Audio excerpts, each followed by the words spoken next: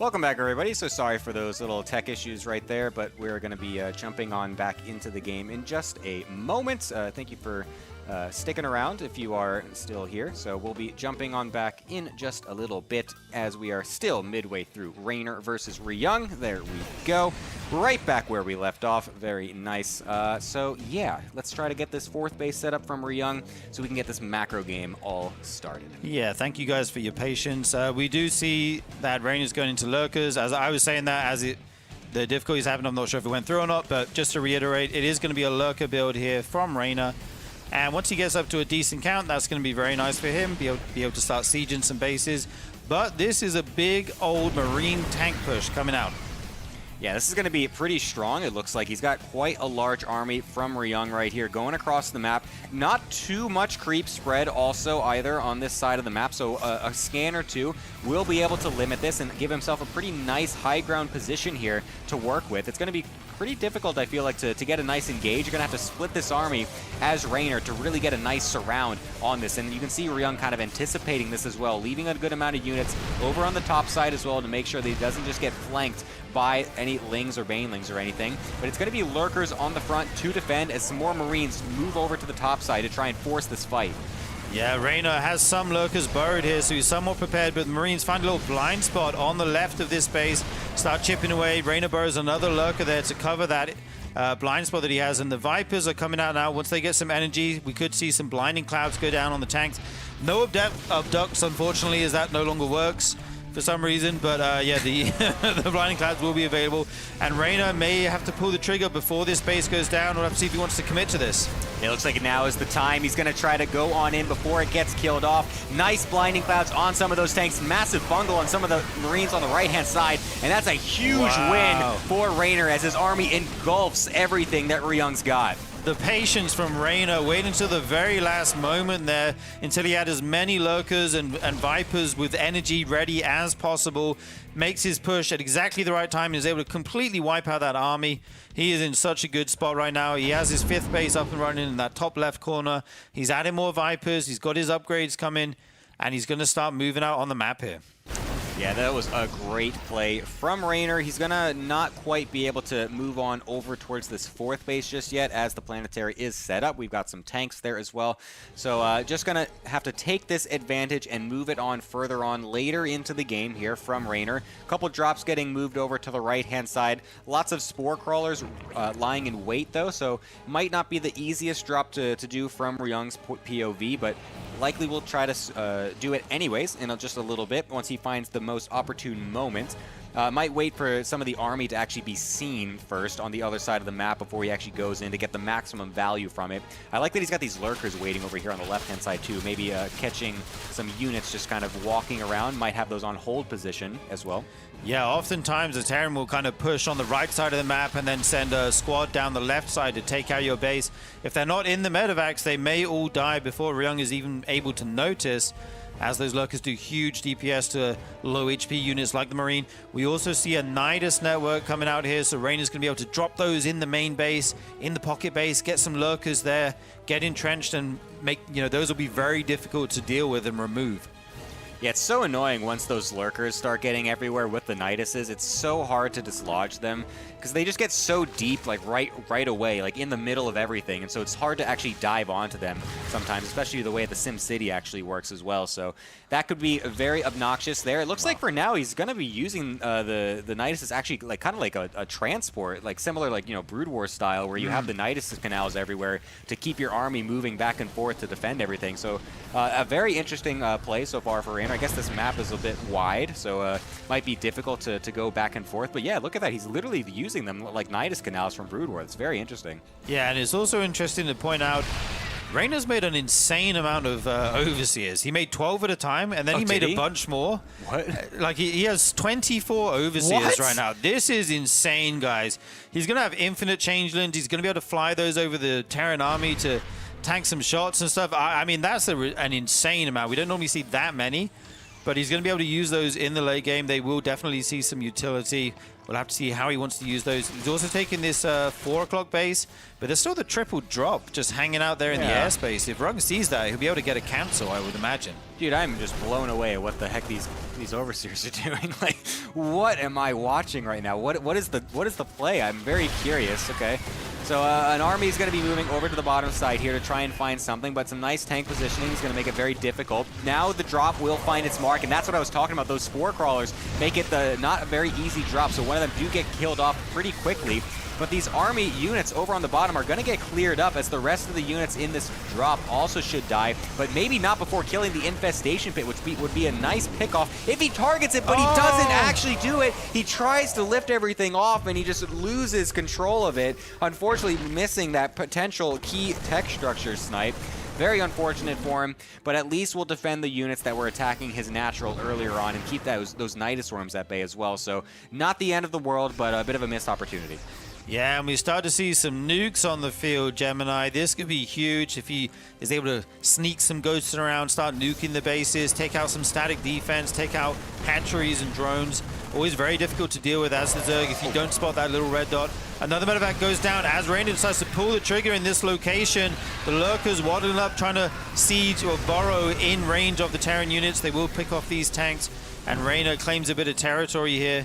There's also a Nidus in the main base at the same time, which was not noticed since it was happening at the same time as that push. But unfortunately for Reynor, it looks like there's not too much ready inside, so the lurkers will come out a bit late while some of the units are already here, but actually a massive amount of units coming out since those Nidusworms are actually pretty close, so should be able to still deal a pretty decent amount of damage to the eco and also to some of the production here for Ryung, being able to kill off some of the tech labs and reactors, but unfortunately no Overseer. Which is insane. Yeah, considering how many he has. Hey, why don't you bring one of those back over to the main base, huh? Those Hydras are looking on the other side of the base like, yay, give me one of those. I need one. Man, what the heck?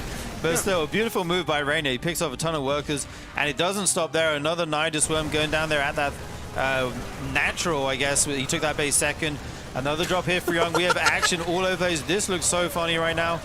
All these Overseers. I thought he might like make a ton of changelings and try to block some ramps and stuff like that. Body block the Terran army, be annoying. But right now they just follow the army. Okay, here's the changelings. He has a lot of vision with these, which is really nice, at least if Ryung doesn't clean them up.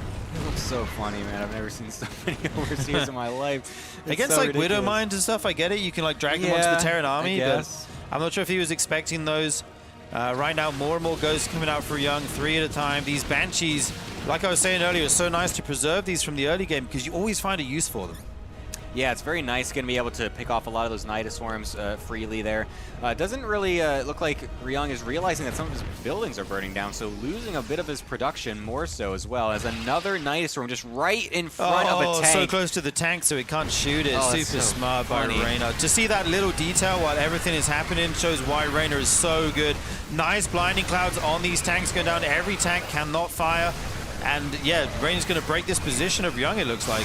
Yeah, the Banelings not able to get the best connections, unfortunately, but he did burrow a few of them on the back end of that. Unfortunately, we missed it, but they do actually kill a large amount of that bio. Nicely done by Reynor. Huge attention to detail there to burrow a few on the retreat. Massive amount of Marines getting killed off at the back end of that, and that's actually swinging the army pretty nicely over towards his favor. And he does it again, making these Nidusworms next to the tanks, which is supposed to be there to deal with them, right? Super smart, but these Banshees are doing their job, denying these one after another. And Reynor is starting to take the map now, even taking that base on the inside of the 4 o'clock base. He is sprawling. The only thing he doesn't really have is good creep spread right now. Yeah, that's true. Actually, wow, yeah, he's got like no creep spread at all. I'm amazed at how he's like spending so much attention on all these changelings running all over the place from his 24 Overseers that he can't manage to spread a couple creep tumors here and there. I wonder how many queens he has at this point. Random Marine squad finding the right-hand side as well, which is quite nice. So a couple more drones getting killed off and forces a move out here from Reynor on the right-hand side. Maru also showing us that there's only 4 queens on the map. That's actually crazy. Wow. Not going to be many injects and definitely not going to be enough creep tumors being spread. So yeah, really nothing there in that regard. So the creep that you see is basically what you're going to get from Reynor. It's something that you really not used to seeing from someone from him. Here we go, Reynor pushing in again. Beautiful blinding clouds going down on the tanks. Doesn't get the planetary with that blinding cloud, but it doesn't matter. He has enough to take it out regardless. Another base falls here for Ryung. He's down to 5 bases now. He does have this one at the front with that rich Vespine geyser. And I still think Reynor's in the driving seat here.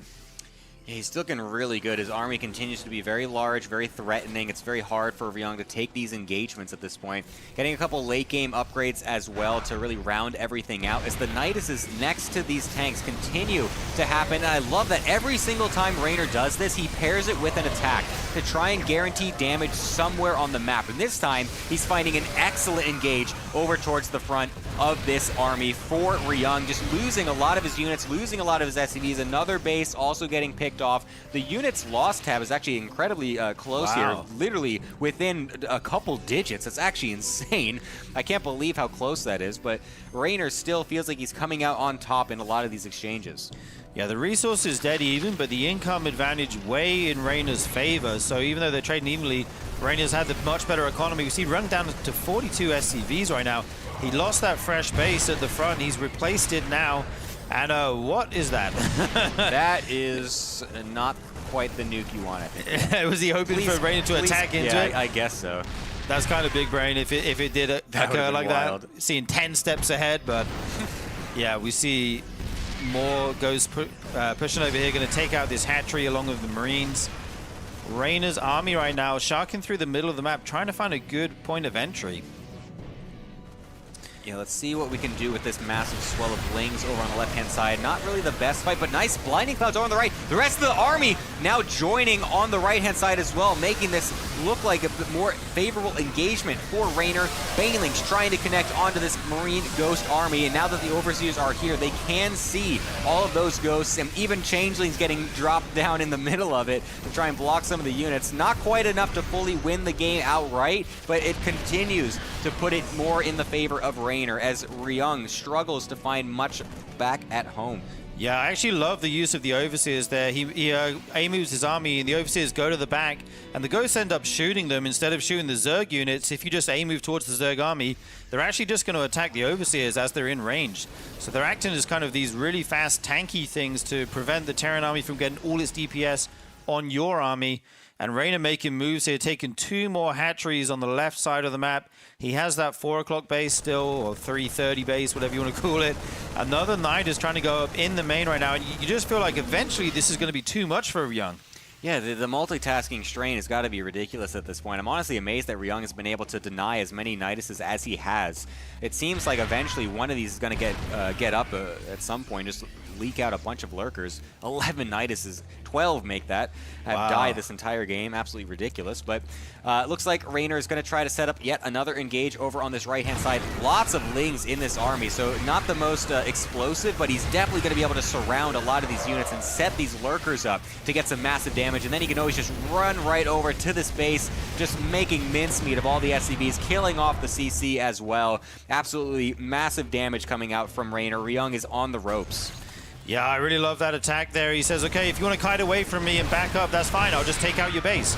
And guess what? You don't have too many of those right now, so you really needed this income. Ryung down to 30 SCVs at the moment, trying to make a push to take out one of these bases. But Reynor has plenty more where that came from. He's got so many lurkers on the field, and like you said, a very Ling kind of centric army there, not having too many Banelings, maximizing the number of lurkers. And look at his bank right now, Gemini. Yeah, it's absolutely ridiculous. He's got plenty to go with. His army, Ryung's that is actually still quite large, so he's able to use the little resources that he has to still muster up a pretty decent fighting force.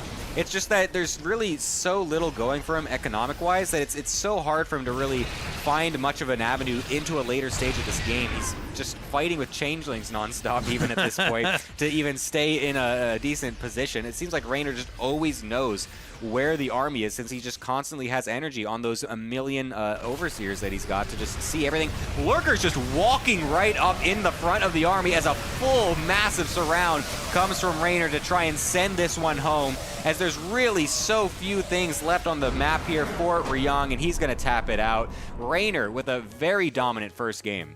One attack there sends the whole Zerg army from one side. If you want to back up, guess what? I've got a flank of lurkers coming around. Good luck running into them. No place to run, no place to hide, and Reynor takes map number 1. I take it all back about the Overseers. I see the vision at the end. Yeah, I actually really liked it. We've seen this before. I've never seen quite that many. I've seen them to like tank Widowmine shots, distract the ghosts if they A-move, that kind of thing. But having so many was actually really nice. You have infinite Changelings.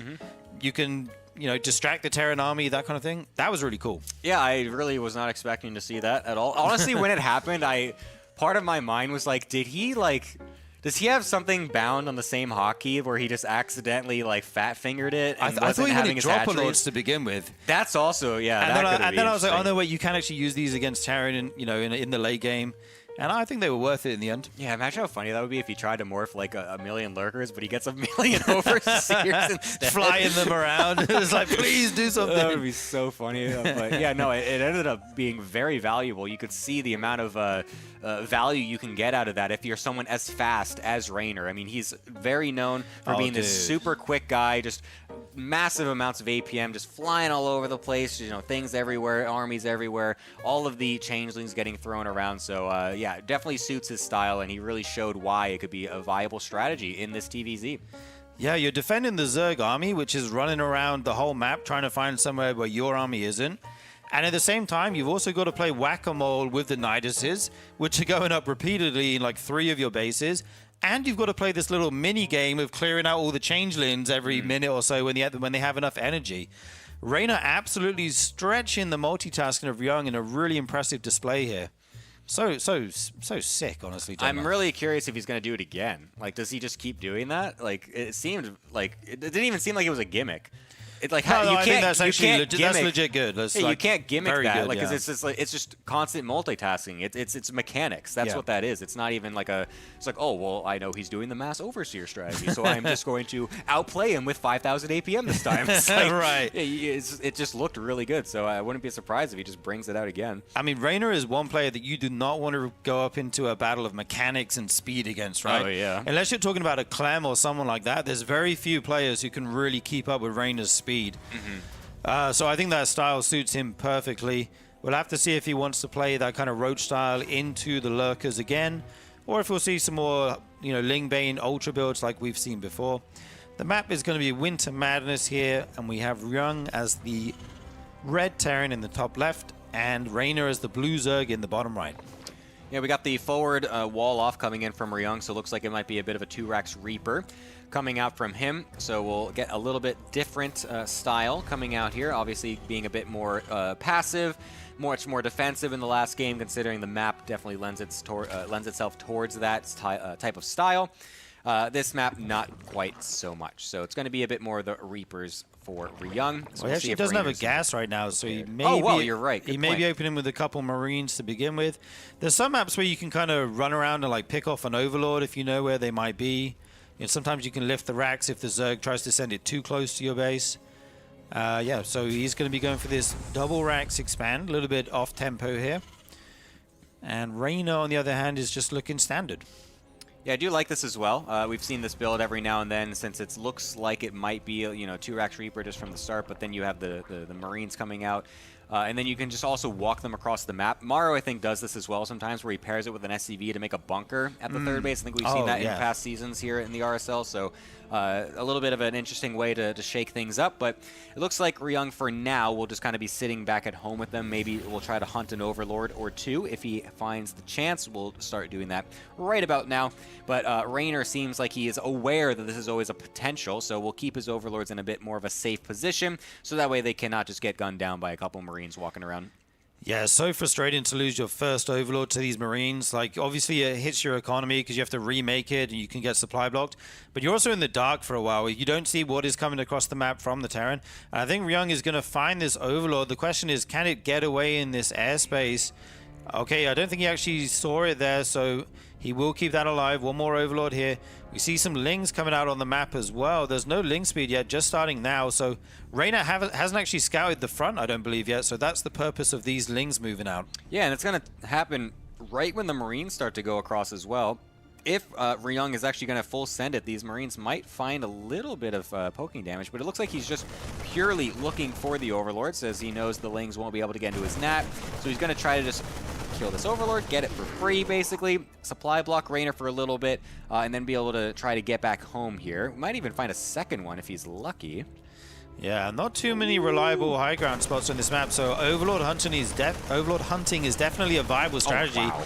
Actually gets that one too. This is really nice right now. Reynor's just super supply blocked, stuck making Overlords for the moment.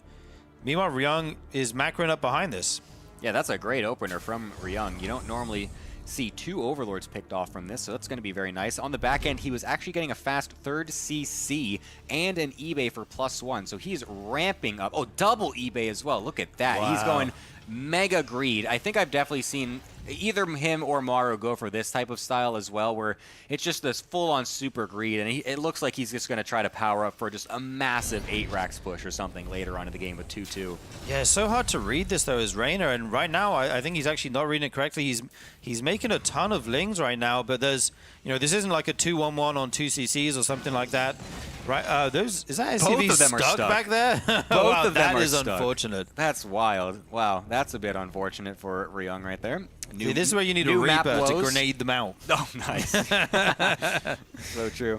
He should have preempted that. He should have just opened Reapers from the start. If he just listened to you, Gemini. That's so true. Why wasn't he listening to me, the guy that wasn't paying attention to the build? God. Exactly. But yeah. Reynor now, though, is going back into drones. He'll be able to catch up and overtake Ryung there, of course. These lings will see a few Marines at the front. And even though the add-ons are on the outside here, that reactor, Reynor not going to be able to, you know, pick that off or anything crazy like that, as there are enough Marines here to defend those. We have Spore Crawlers going down right now as well. I think Reynor doesn't actually know what Ryung's doing exactly because of those Overlord pickoffs. Yeah, he definitely feels in the dark. It doesn't seem like this is something that you would want Spore Crawlers versus. Maybe expecting some random Cloaked Banshee coming in out of nowhere, but... He's literally just seen 2 wrecks. Yeah. That's all he's seen, and a few Marines, but... I mean, he does see the add-ons there. He can see that he's going into Stim, more than likely. So, I mean, a few safety spores will cover you against a bunch of things, you know. And the Baneling nest going down behind this. It will be Ling Bane this game for Reynor. Yeah, 3rd base is going to get landed here for Ryung. He's going to be feeling pretty good about getting away with this 3rd base nice and quickly. It seems like Reynor has a decent amount of links to try and maybe force a lift here, but I love this positioning from Ryung. Look how smart this is. Oh, that's so smart. Keeping everything in the little corner and then having the rest of them on the high ground to make it even harder for the lings to dive in. Just like that, you can see the power where Reynor really just can't get deeply into this position, and it's just going to be forced to just poke away at the CC, which will never die to just a few lings. Dude, it looks like it's vulnerable with just like 4 or 5 Marines there, but big brain play coming out from Ryung, using more on the high ground to cover this. And you actually can't do anything here because the Marines cover both sides of the CC. Yep. And you have melee. Yeah, he's not really able to bring his SCVs over just yet, so that's the only downside, I guess. But I think he's going to be totally fine with this, given his situation so far. So I think this is not going to be too big of a deal now that the Marines are a bit higher in number, and Stim, I believe, is finished as well. Should mean that he is feeling more comfortable to group everything on the low ground, and will start mining away at that 3rd. Yeah, and we do see the SCV transfer now as his army gets big enough to comfortably take that without dying. And he's going for the upgrades. Combat shield. Yeah, save them. Nice. No man left behind in Ryung's army right now. Picks up those stranded SCVs and brings them home. That's so funny. I love that he remembered. Yeah, we'll be able to drop those. I mean, I guess why would we expect him not to? He's a pro gamer after all. He knows what he's doing. So yeah, these couple Marine hit squads are going to start to ramp up now for Ryung. Now that the medevacs are out, that's when this starts to get underway from the Terran perspective. He's going to try to limit the creep, try and make as much map vision recede as possible from Reynor, so that way he can set himself up once this 2-2 finishes to eventually get some more damage done. And honestly, losing a few more Marines than expected right there, but we'll lift up the majority of them to keep them going back home. Yeah, and Reynor has a nice early burrow here, even before Bane Speed finishes. So he's going to be able to set up these landmines. And do you remember that epic gamer moment we had where he took out 45 Marines with those burrowed Banelings? We might see something similar here. Probably not that many, because that's kind of a dream moment. But he definitely can set some traps for Ryung on the map. He can also use them to just burrow at the future Terran expansions and be annoying.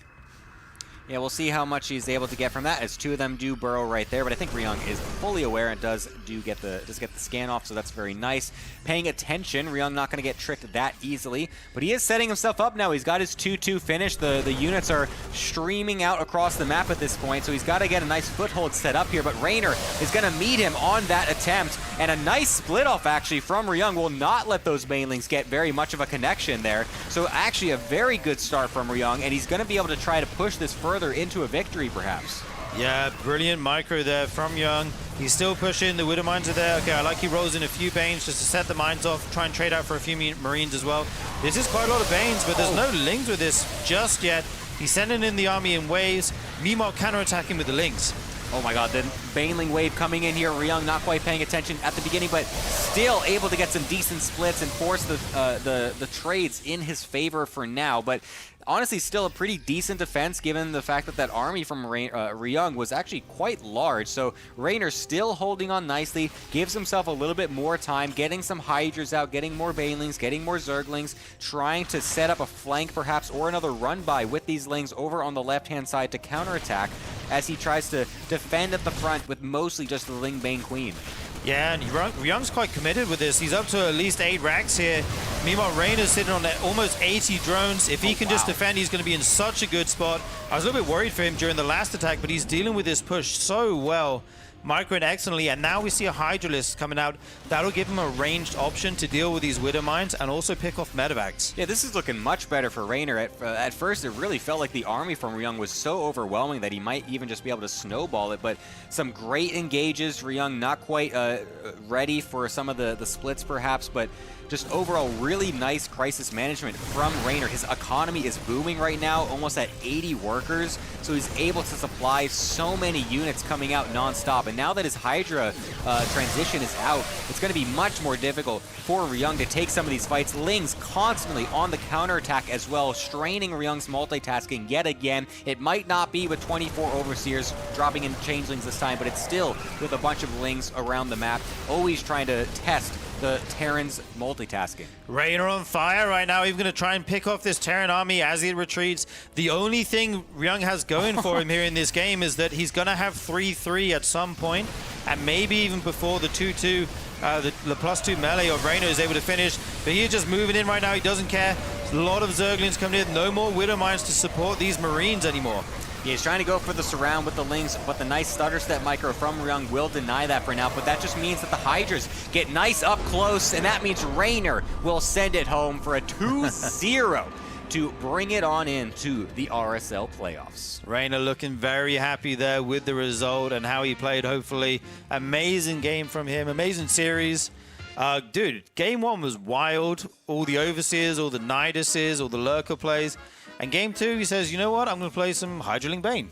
Yeah, just super solid defense, just really aware. I mean, at first maybe he wasn't aware of what was happening because he seemed quite clueless, right? but once he realized what was happening, his adaptation was excellent and his crisis management was so on point in that later stage there where the push really started to ramp up.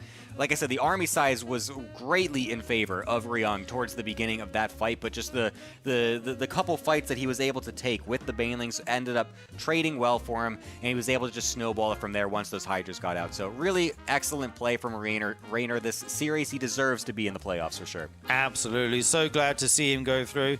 Here are the results, guys. Today we finished up Group D. Maru and Reynor will be the 2 players advancing. Our first Terran and another Zerg. From Group C, we had Hero and Shin. Group B, Classic and Trigger. And Group A, Max Pax and Zaun all advanced to that playoff bracket. Oh yeah, it's going to be 3 Musketeers against the Horde of Protoss in the playoffs, it seems. What do they call the group? Like, you have the Zerg Cabal. Yeah, What's the Terran Protoss? the Terran Conglomerate is the Terran one. Right. I don't know if we have one for the Protoss yet. I haven't really seen any names thrown around. Okay. Any ideas, chat? Let us know. Yeah, we'll have to bounce that around a little bit. Give us some ideas. What's the Protoss agenda? The Protoss parole. The Protoss parole. I don't know. I got nothing. I kind of like that, actually. It's kind of funny.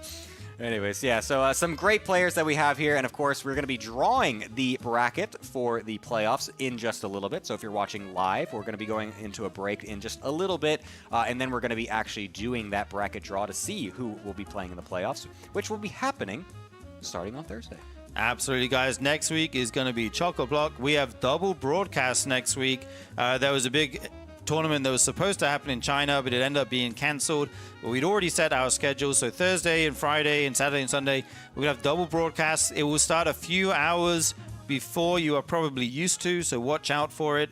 And get ready for a ton of action. Oh man, it's going to be so sick. So many playoff matches to be had. It's going to be a lot of games. Going to be a lot of casters here as well. We're going to bring in some other people to help us out. So it's going to be a fun day.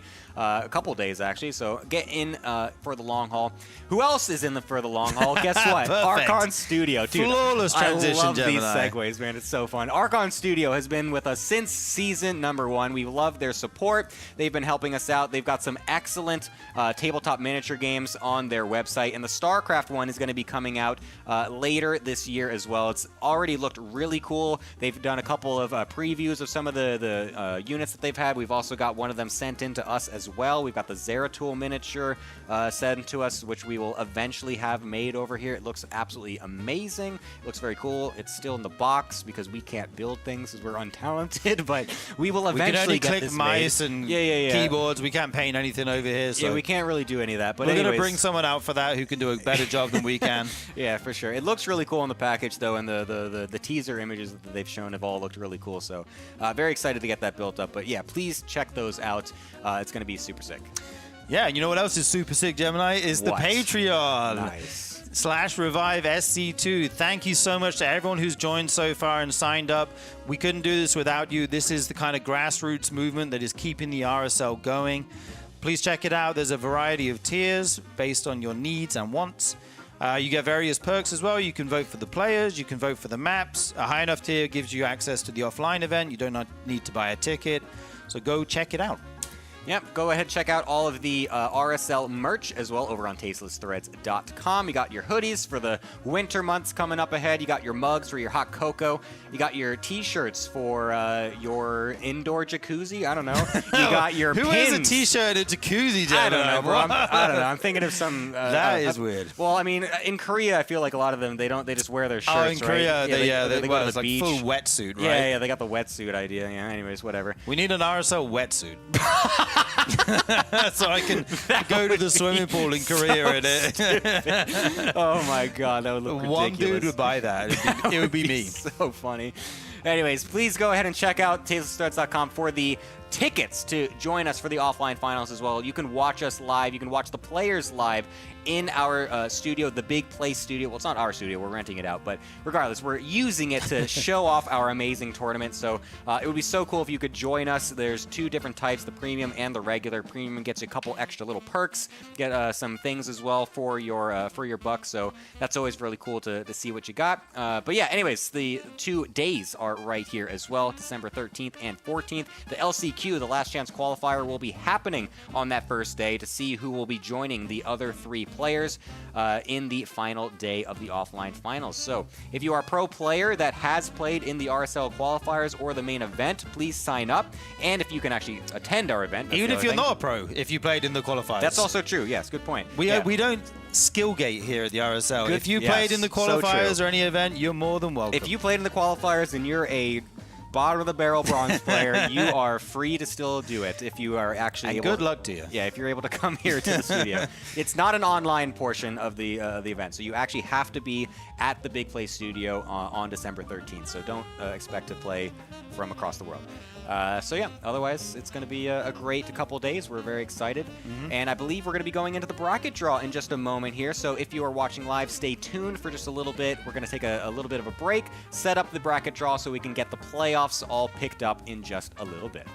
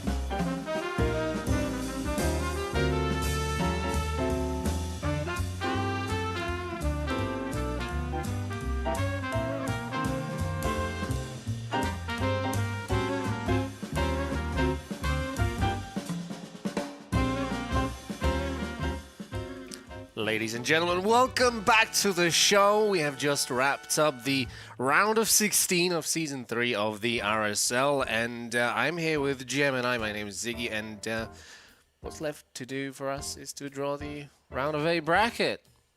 And that's what we're going to do. We're going to That's draw exactly the what bracket. we're gonna We've do. got We're gonna balls draw. with balls in them, and we are going to pick people out of them to make our bracket. So that's Our what we're gonna bowls do. are filled with StarCrafty goodness. Yes, indeed. So yeah, we're going to be doing basically just one at a time, different the groups, or sorry, the bracket, whatever, from the top to the bottom. The first 2 players will be playing, and then the next 2, the next 2, and the next 2, and we'll see And what we the got. only caveat is, if you played in the group stage, you can't meet in the first round of the playoffs. So let's have a short little refresher of where we are. I think that's the right button. Nice. Yep, that is the correct button. Look at that. Good job, Ziggy. I'm Multitasking, proud of you. huh?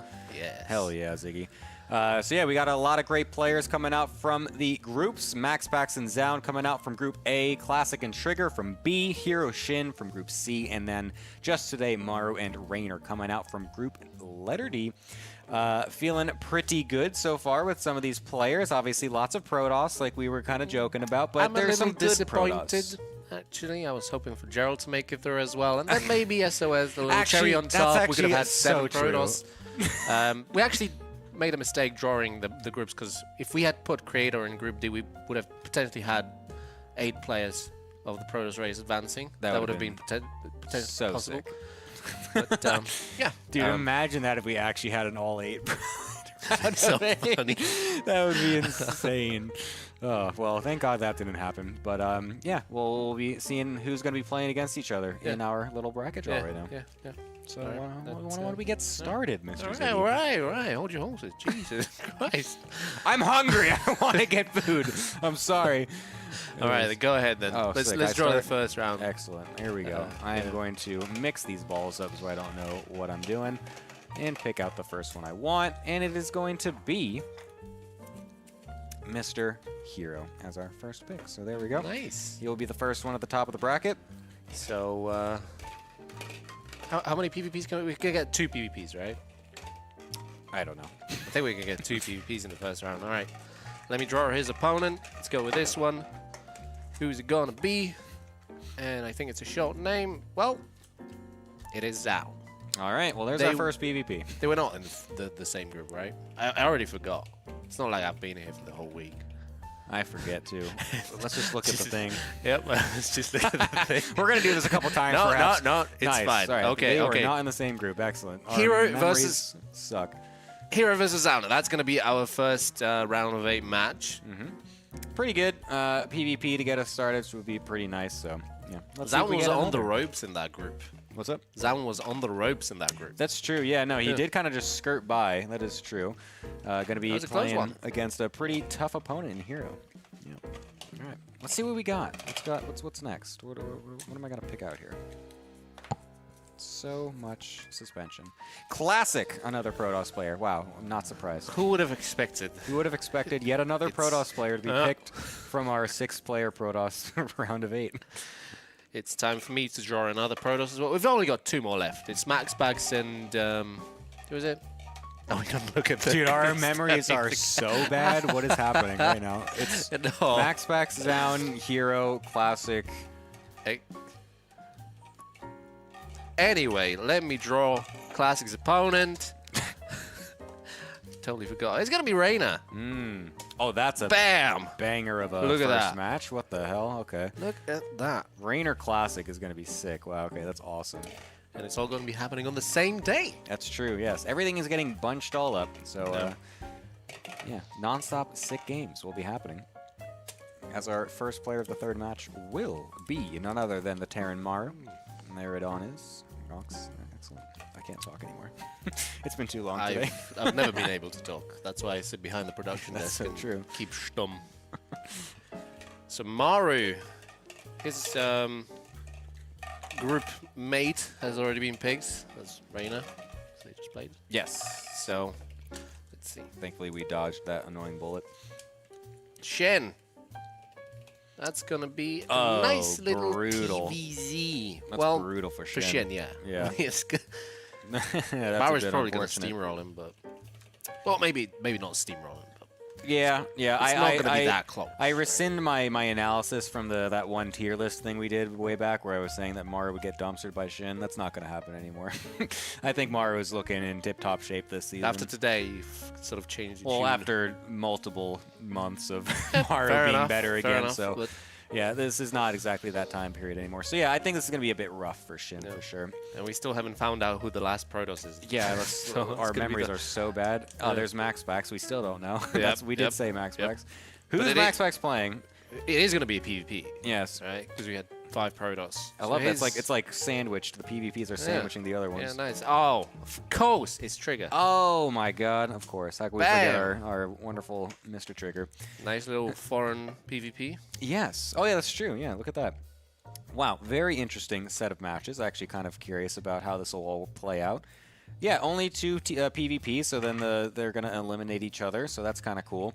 I guess Classic could potentially beat Reynor. That's definitely up in the air, so that could be 3 Protosses in the upper bracket. And Could then there's... potentially beat Reynor? I think he's the favorite in that one. Yeah, I was just saying. Oh. It's just Well, the way you phrase it, sorry. It's a possibility. It is. He possibly might lose as well. Who knows? Touché. We don't know. Touché. It's literally... I'm not going to predict the future right now, but... Wow, you're getting hangry. Yeah, no.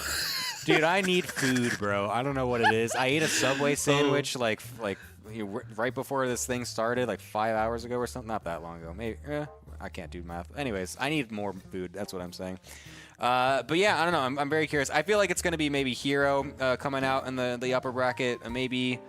honestly, it's a toss-up between Reynor and Classic. I feel like the first one is up in the air. Like, Zaun can put on a show in PvP. That's true. But he was on the ropes in that group. But again, he is the runner-up of Season 2. So. Yes, it's true. Yeah. I'm going to go with Hero as well. Yeah, but I feel he like is up in the air. I feel like it's going to be Hero. I feel like I would still maybe favor Classic above Reynor just a little bit, like a 55-45 idea. I think Maru will be getting over Shin, and then... honestly, the Max Packs Trigger one is kind of up in the air, too. Trigger's been having some kind of bonkers have the PvP. bracket ready. There we go. Look at that. Beautiful little bracket. Production. Production. Yeah, no, Max Packs for Trigger. Trigger's been getting some pretty good PvPs lately, so yeah. I feel like that is also technically up in the air. Max Packs obviously would be overall favored, but Trigger's been just on a tear lately, man. We can't forget that Max Packs lost that qualifying PvP against Mana. Yeah, I think it was yeah, last season or 2 seasons ago? No, last season I think it was, yeah. So maybe, that's something that Trigger can exploit. Also, Trigger did beat Max Packs in a couple online tournaments in a couple, recent months. So it's not like he's never beaten Max Packs or anything. So, yeah, I'm very excited for this playoffs. I think a lot of potential results could Let me come from ask this. you one more thing then. Sure, go Who ahead. do you think, looking at this bracket, who do you think is going to qualify for our offline finals? Because we already have Classic qualifying from Season 1. And then Zaun, even though he didn't win Season 2, he was the runner-up. He took that qualifying spot. Who do you think it's going to be this season? A Protoss player. Protoss player. Well, It's going to be another Protoss player, man.